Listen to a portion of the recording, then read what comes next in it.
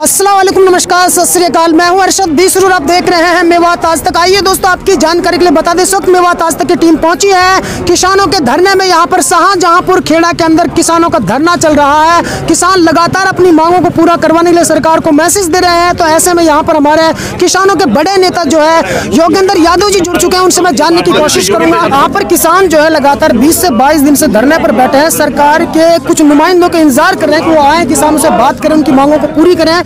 लेकिन बीजेपी के ही कुछ नेता जैसे रागनी तिवारी जी जो हैं वो लगातार ऐसे भड़काऊ भाषण दे रहे हैं कि हम रोड खाली करा देंगे, बजाय किसानों की बात सुनेंगे। तो क्या मैसेज सरकार को देना चाहते हैं? सरकार दो मुही बातें पहले दिन से कर रही है।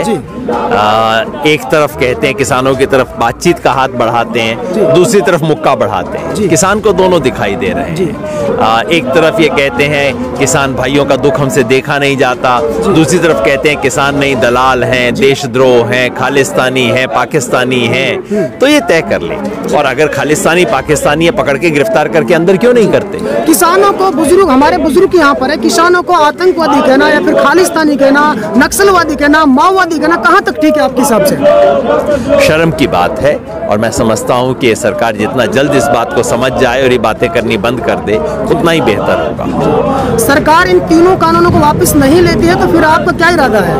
हम तो बैठे हुए, हमने तो आराम से घोषणा कर रखी है। किसान में बड़ा संयम होता है, बड़ा धीरज होता है, और जो संयम और धीरज होता है वही धरती का सीना चीर के उसमें से फसल उगा सकता है। तो उसकी भी फसल उगेगी। हम आराम से धीरज से बैठे, हमारी तरफ से कोई गलत हरकत नहीं हो। सर, हमारा आखिरी सवाल है, देखिए योगेंद्र यादव जी हैं, बहुत बड़े नेता हैं किसानों के, और हमारा आखिरी सवाल सर आपसे ये है कि लगातार बीजेपी के बड़े नेता कह रहे हैं कि इससे किसानों को कोई नुकसान नहीं है, किसानों का इसमें फायदा है। तो हमारे जो किसान भाई हैं, ज्यादातर अनपढ़ लोग भी, उनको एक बार समझा दीजिए विस्तार से, आखिर इससे नुकसान क्या है किसानों को?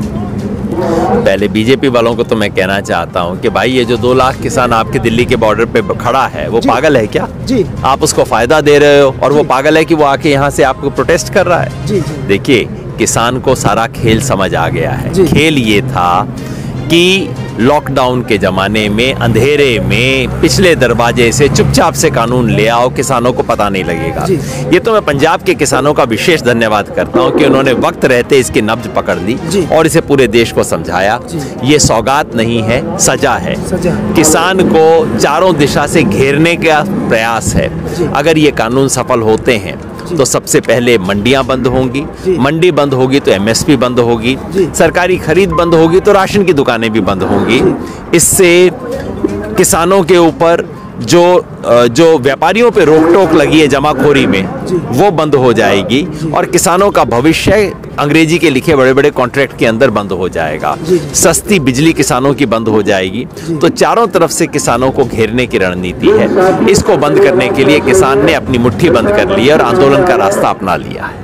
ठीक है सर। तो दोस्तों, ये थे मेरे साथ में योगेंद्र यादव जी, जो है किसानों के एक बड़े चेहरे हैं, बड़े नेताजी हैं। और को मैं मैसेज देना चाहता हूँ इस चैनल के माध्यम से कि वो किसानों की बात सुने, यहाँ पर आए। किसानों की बात नहीं सुनती है तो ये जो है एक भयानक रूप ले सकता है, क्योंकि किसान ही देश का अन्नदाता होते हैं, किसान ही देश की रीढ़ की हड्डी होते हैं, किसान ही जो है हमको अन्न देते हैं उगा करके। और किसानों ने ही भाजपा सरकार को सत्ता पर बिठाया है भारी बहुमत से। आज किसानों की बात नहीं सुनी जाती है तो ये बड़ी शर्म की बात है कि आज तक कोई नेता बीजेपी का यहाँ आया नहीं है, और ऊपर से मारने काटने की धमकी दे रहे हैं कि रोड खाली करा देंगे।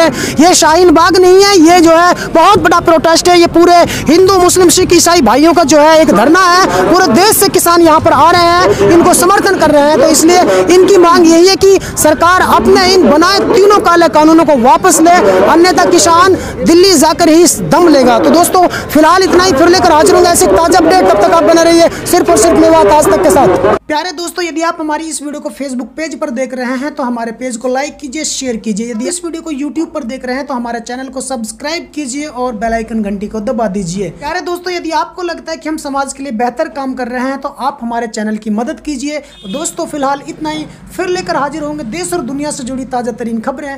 तब तक आप बने रहिए सिर्फ और सिर्फ मेवात आज तक के साथ।